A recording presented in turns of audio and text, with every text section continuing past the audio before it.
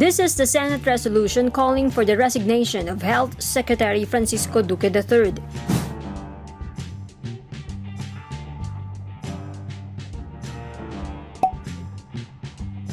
It states Duque's failure of leadership, negligence, lack of foresight, and inefficiency resulted in the Department of Health's misguided and flip-flopping policies and measures in addressing the COVID-19 pandemic.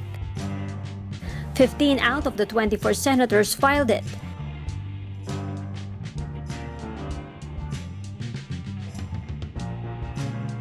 In the resolution, senators enumerated Duque's supposed failures.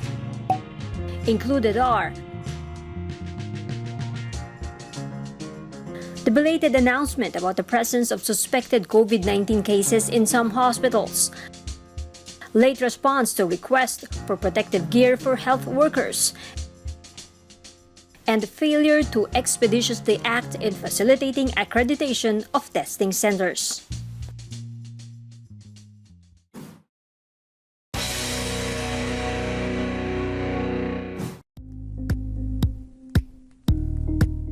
Thank you for watching Politico TV. Please like and subscribe to our channel for more videos.